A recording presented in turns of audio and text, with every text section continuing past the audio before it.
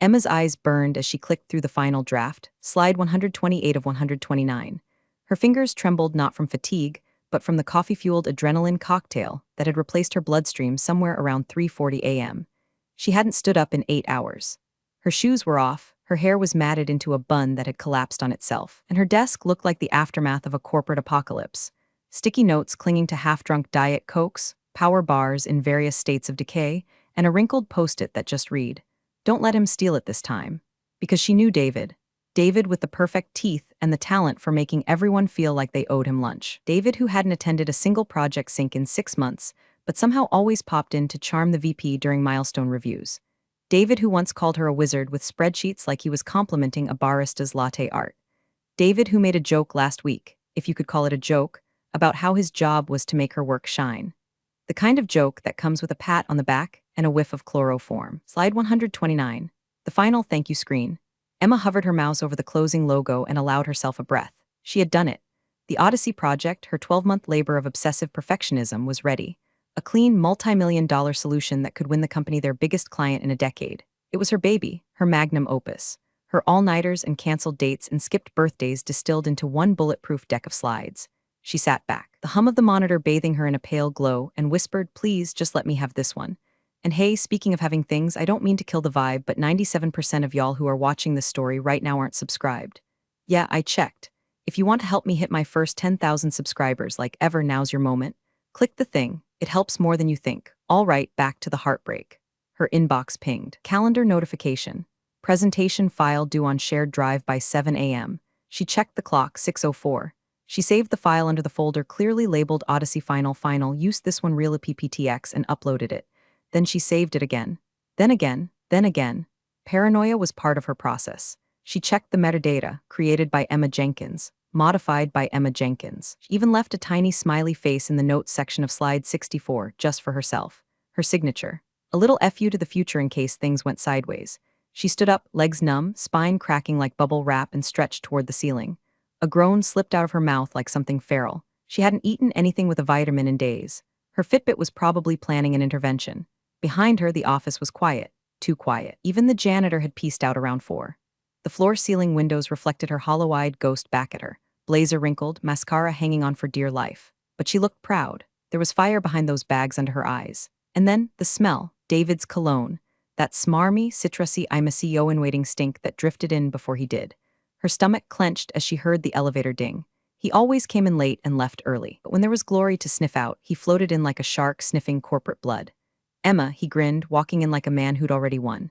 "Still here, burning the midnight oil? You really are something else." She offered him a polite, dead-eyed smile. Had to make sure the Odyssey file was perfect. Of course, he nodded, eyeing her laptop like it owed him something. "You know, I was thinking, maybe I could do the pitch tomorrow. Just to, make sure it lands with the execs. I speak fluent boardroom after all." She froze. Her jaw moved, but words didn't come out. He clapped her on the back before she could respond, the way one might pat a loyal dog after it fetched a stick. "I mean, you did the groundwork, obviously. I'm just the closer. The polish, the cherry on top." She forced a laugh. "Sure, David, just make sure you don't accidentally delete the cherry." But her gut twisted. Because that was the thing about David. He always got what he wanted. The question wasn't if he would try to take credit. The question was how far he'd go this time.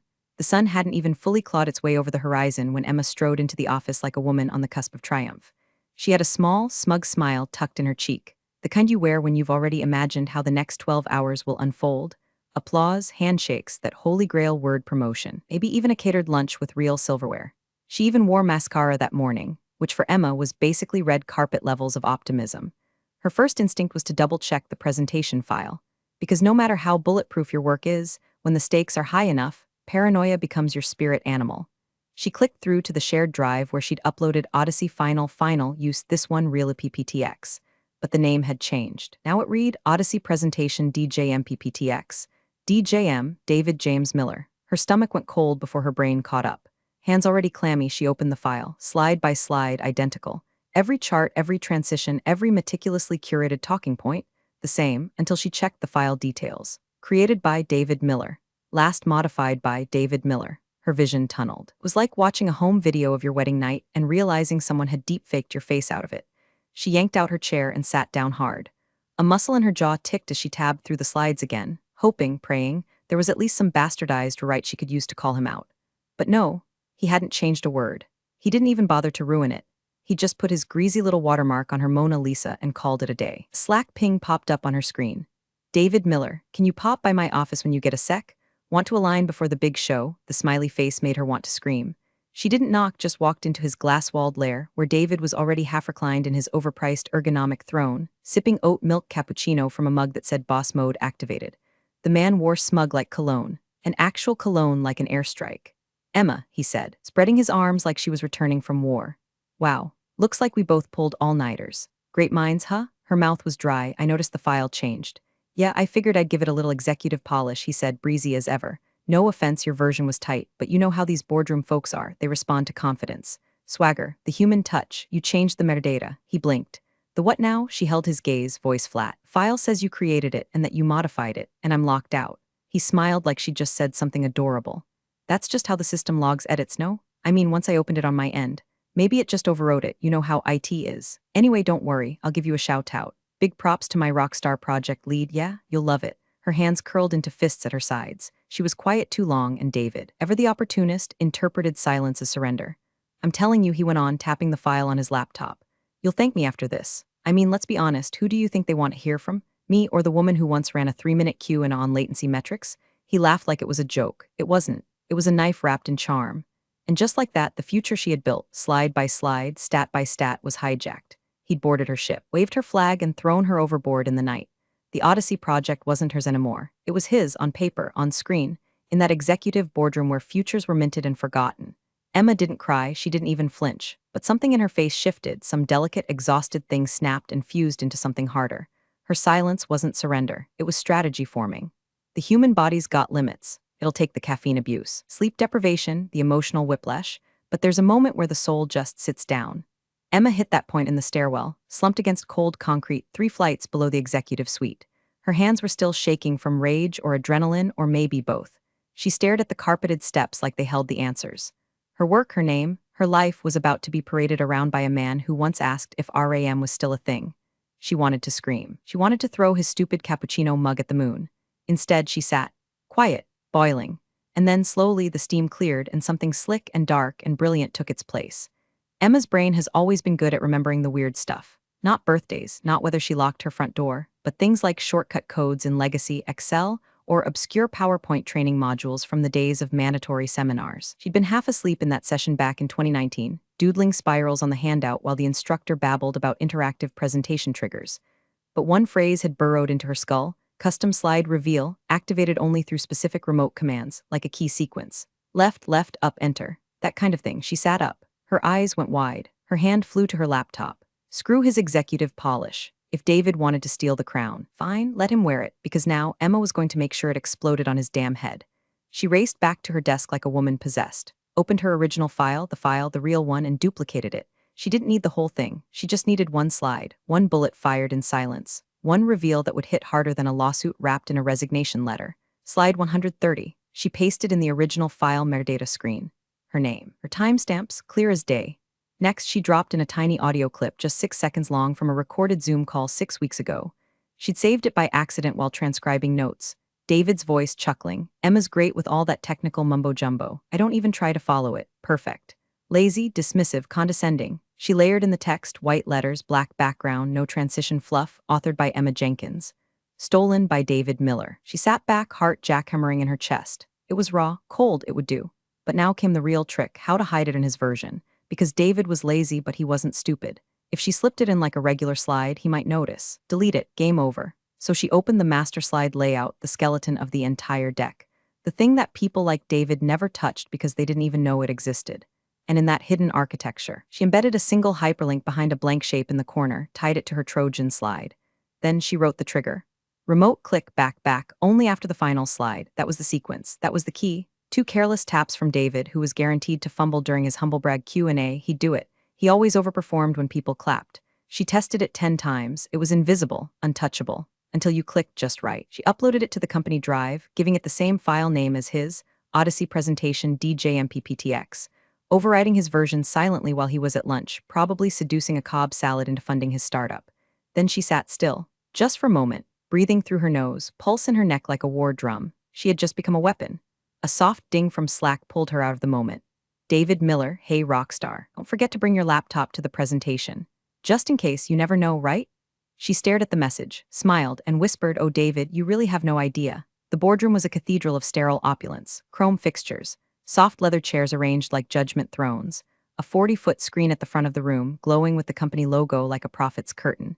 It smelled like citrus polish, high-stakes caffeine, and the blood of the overworked. Emma sat 3 rows back, dead center, where she could see everything and be seen by no one. The Odyssey deck flickered to life. David strolled up to the front, wireless remote in hand like a TED Talk savant, his perfectly tousled hair catching the light as if God herself had chosen him to sell synergy. He straightened his jacket, cleared his throat with performative humility, and beamed. Good morning, everyone, he said, voice smooth as melted butter on a country club waffle. Today, I have the privilege of walking you through something very close to our hearts, the Odyssey Project, our hearts. Emma bit the inside of her cheek until she tasted metal. Slide 1, vision statement. Her phrasing, word for word. She remembered pacing around her apartment at midnight, perfecting that tone, aspirational but grounded, bold but plausible. David read it like it came to him during a particularly insightful spin class. She felt it in her gut. He had rehearsed her exact cadence. He had studied her sentence rhythms like scripture. This wasn't a man winging it, this was a polished parasite, a charming mimicking parasite in Hugo Boss loafers. Slide 3, market disruption models. Her graphs, her layout, the colors she picked after 4 arguments with marketing. David chuckled at just the right moments. Dropped buzzwords like breadcrumbs, scalable, robust, turnkey. The execs leaned in. The visiting client rep from Aurelius Technologies, the man they were all here to impress, nodded thoughtfully. Emma's heart punched against her ribs like it wanted out of her chest. She'd planned this entire flow, slide by slide, to escalate tension, resolve objections, land soft on the sell. Now she was watching her choreography performed by a man who once asked if cloud-based meant they needed weather insurance. Slide 7, risk mitigation forecasts. The CFO leaned forward. David smiled like a televangelist about to ask for your wallet. We all know implementation's only as good as the fallout plan. And our team, he gestured vaguely back toward the seats, has taken that seriously. Our team. As if he hadn't ghosted 3 months' worth of dev meetings to flirt with interns and network at overpriced lunches. Emma's throat tightened. Her foot tapped beneath the table like it was trying to dig her a tunnel out of the building. Her notes, her speaker cues, her cue and a prep, he was using every inch of it, right down to the joke about enterprise-level headaches on slide 12. Each burst of polite laughter felt like a slap, each approving nod like a betrayal she hadn't earned but still had to endure. She dared a glance around the room. No one was looking at her. No one even remembered she existed. She was a ghost in a chair, a forgotten draft in a folder. She had to grip the underside of the table to keep her hands from shaking. Her fingers curled against the lacquered wood until her knuckles went white. She didn't care about the credit, not really, not the title, not the handshakes. What cut deep was watching her work become great in the wrong hands, watching mediocrity wear genius like a stolen coat. Slide 15, ROI models. He didn't fumble, didn't miss a cue. He even threw in an improvised callback to something the VP had said during last quarter's earnings call, a detail she'd told him in passing during a team lunch. The man couldn't spell analytics without a cheat sheet, but here he was, basking in her architecture. The room buzzed with approval, a low hum of executive energy. People were impressed, intrigued, hooked. She swallowed the lump in her throat and checked her watch. He was nearing the final slide. That meant her moment, her gamble, was coming. But doubt crept in like a cold draft under the door. What if he didn't hit the sequence? What if he closed the deck early? What if someone asked a question before the trap sprung, and the whole moment fizzled like a dying firecracker? What if she had been too clever for her own damn good? She felt sick. The screen flicked to slide 129. Thank you, David said, exhaling with the satisfaction of a man who'd just landed the Mars rover on a golf course. We're excited to move forward. Applause erupted. Loud, genuine, standing ovation levels of respect. The CEO clapped, the client nodded, and David smiled, full teeth, full ego, full thief. Emma blinked, stunned. Nothing had happened. No glitch, no slide, no justice. Her palms were slick, her face was frozen, her bones felt hollow. The gamble hadn't worked. The trap was still buried, and David Miller had just become a corporate legend on her blood. It felt like the longest 5 seconds of her life. The thank you slide loomed large on the screen, David centered beneath it like he'd personally invented the damn phrase. The applause began as polite, then built fast, chests rising, hands clapping. Even the visiting client pushing up from his chair with a nod of reverent approval. A standing ovation. David looked like a man ascending. He did a faux humble chuckle, then bowed, yes, bowed, like some Renaissance performer tossing roses to the crowd. He gave the CEO a confident glance, then locked eyes with the Aurelius rep and threw in a charismatic finger gun gesture that should have made the building collapse out of shame. Emma sat frozen in her chair, a statue of disbelief with a front row seat to her own erasure. People were beaming at him, real smiles, real admiration. One exec even turned to the person beside her and whispered, "We've needed this kind of thinking for years." Emma heard that, every syllable like a nail hammered into her ribs. David didn't just steal her work, he wore it better. That was the real crime. He made her brilliance look easy, like he'd birthed it during a bath soak and a glass of Chianti. His voice didn't shake. His transitions were smooth. And when he walked to the side and clicked his remote to mute the display, she swore she saw his shoulders rise an inch taller. She clenched her fists in her lap, nails digging into her skin so hard it felt like they might break through. Her vision blurred for a moment, and before she could blink it away, a single tear escaped, slow, hot, and traitorous. She wiped it fast, hoping no one saw, but it wasn't just sorrow. It was shame, fury, that deep, gnawing humiliation of knowing you'd shown up to a gunfight with a perfect plan and left without firing a single shot. This wasn't just her losing the credit, this was her being made invisible. Worse, optional, replaceable. The brilliant nobody whose genius would be entombed beneath David's LinkedIn endorsements. He was thanking people now, shaking hands, accepting compliments like they were overdue refunds, and it stung because she knew he didn't understand half of what he just said. A part of her whispered, "Say something, stand up, rip off the mask," but she didn't, because what if she was crazy? What if she stood up and screamed and the hidden slide still didn't work? What if David had unknowingly saved himself by being slightly less sloppy than she'd counted on? The silence from her Trojan horse was deafening. She'd gambled everything on precision, on timing, on a moment she couldn't manufacture, only hope for, and now it was slipping through her fingers like sand. David turned back toward the screen for one last flourish, still basking in the limelight. Emma's breath caught in her throat. This was the end. And her hand, resting on her thigh, curled into a fist so tight her fingernails left perfect little crescent moons in her skin. The universe has a twisted sense of humor. Just as Emma had begun to drown in the concrete realization that David had won, that her masterstroke had fizzled out like a wet match, the universe, unprompted, smug, cleared its throat. "David," came the CEO's voice, warm and impressed. "That was brilliant. Could you go back one slide to that incredible ROI projection? I want to jot those numbers down." David, still glowing with post-performance sweat and champagne-level ego, turned toward her like she'd just handed him a second trophy. "Of course," he said, holding up the remote with the casual flair of a magician mid-card trick. "Happy to revisit the magic."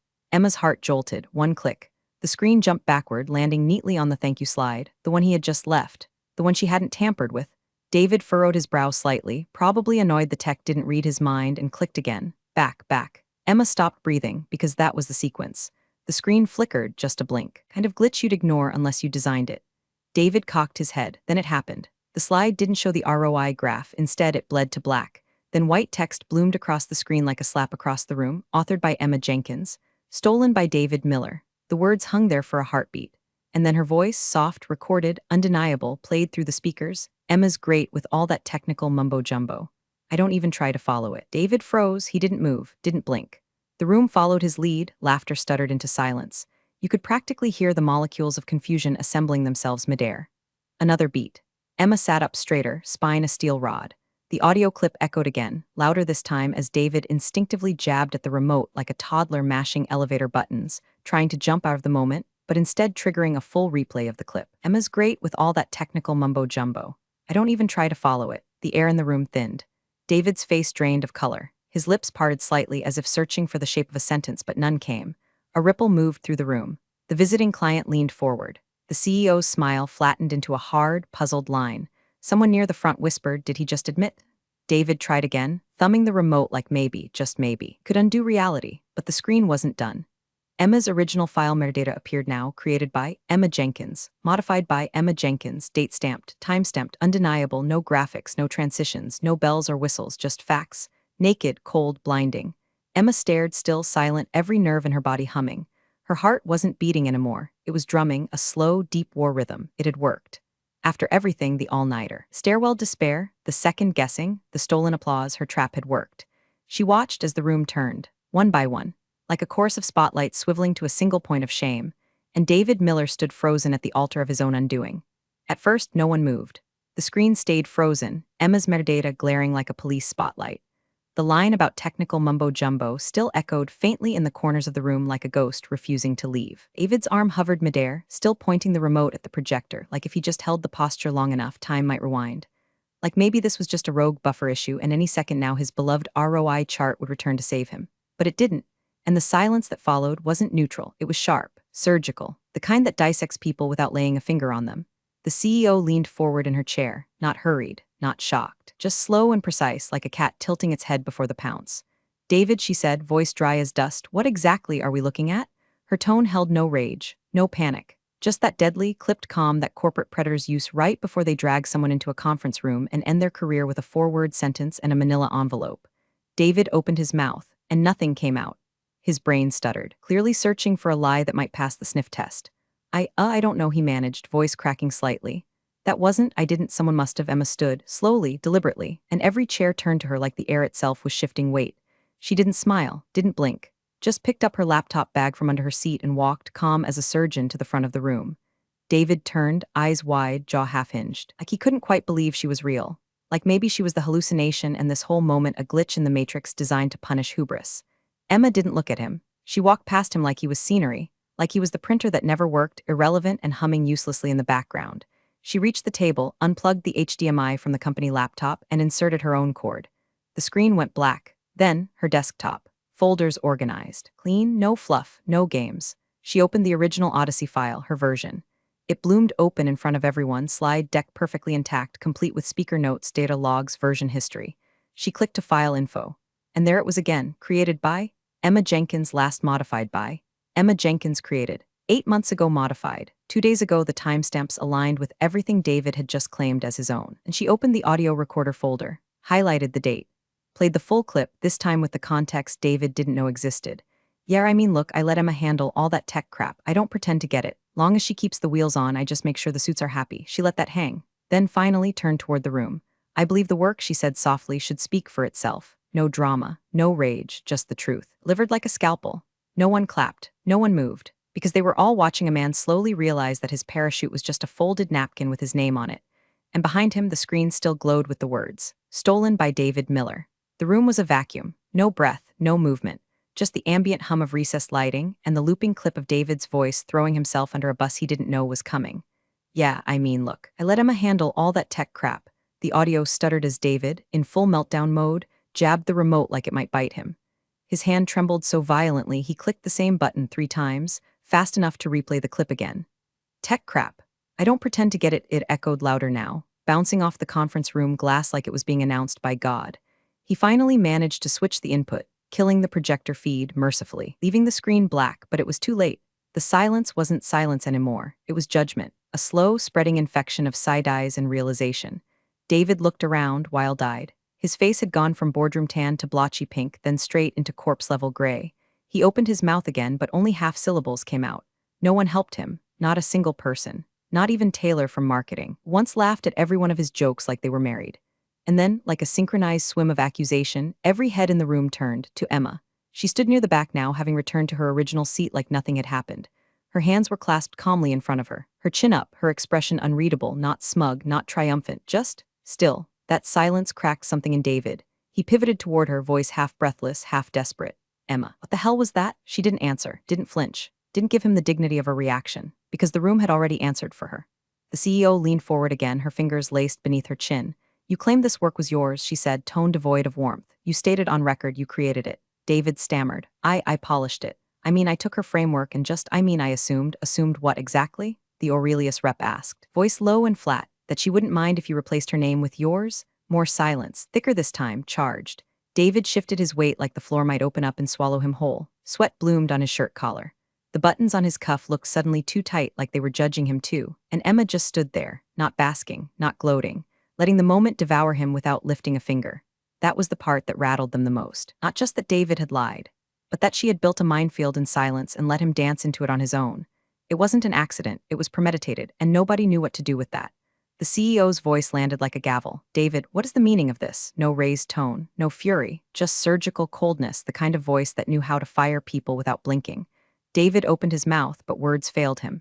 He looked down, blinking. Like maybe if he didn't look anyone in the eye, the room might forget he existed. But Emma didn't give him the chance. She rose without a word, lifted her bag from under her chair, and walked to the front like she belonged there. Like she always should have been there. Nobody stopped her. She didn't ask permission. She didn't look at David. She simply pulled her laptop out, connected the HDMI cable with a soft click, and opened the original file. Projector screen flared to life. There it was, Odyssey Project EJ Master PPTX. No fluff, no tricks. She navigated to File Info, displayed the full version history. Her name stamped on every edit, her timestamps, her revision notes, her audio files. Then she opened the speaker notes, pages and pages of commentary, context, strategy. Slides annotated with her internal logic, her market citations, her breakdowns of scalability and implementation. It was a blueprint of brilliance. And nobody could deny it now. She didn't raise her voice, didn't flash a smile. She stood calmly beside the screen, one hand lightly resting on the table edge, and said, "I've worked on this project for just over 12 months. These are my notes, my planning, my voice. I'm not here to give a speech. I'm just here to make one thing clear." She clicked once more. The slide read, in simple black font, "Let the work speak for itself." Then she looked up and said, "And it has." Silence again. But this time it wasn't awkward, it was reverent, a pause before the guillotine. The CEO didn't hesitate. "David," she said, "you're dismissed, effective immediately. Leave your badge on the table." He blinked, stared. "Wait, what can we?" "No," she said, "we're done here." Security didn't need to be called. David got the message. He moved like a man walking underwater, collecting his phone and nothing else. No one made eye contact. No one said goodbye. He glanced back once, just once, as he stepped out the door like he might still be dreaming. Emma didn't look at him. He didn't matter anymore. The Aurelius rep stood up. "That," he said with a small nod, "was the most honest thing I've seen in a pitch meeting in 10 years. The contract was signed that afternoon. The CEO called Emma into her office an hour later, offered her David's title and a new salary band that would have made her weep 6 months ago. She accepted with a nod, and that was it. She walked out of that office carrying more power than she'd ever had, and with it, a kind of gravity. People respected her now, but they also feared her, not because she'd shouted or stormed out or thrown punches, but because she'd waited, calculated, laid a silent trap with the patience of someone who could burn down a building without lifting her voice. She passed by David's old office on the way out that evening. The desk already cleared, a janitor wiping fingerprints off the glass. She paused just long enough to see her reflection in the doorway. Not victorious, not vindicated, just finished. Emma had burned the bridge, and she hadn't just salted the earth behind her. She'd paved it with warning signs for anyone who'd try that path again. She walked away without looking back, and she wouldn't have it any other way. Big thanks for watching, you sneaky seniors. Subscribe to keep the coffee pot brewing revenge. Your ex-colleagues won't know what hit 'em.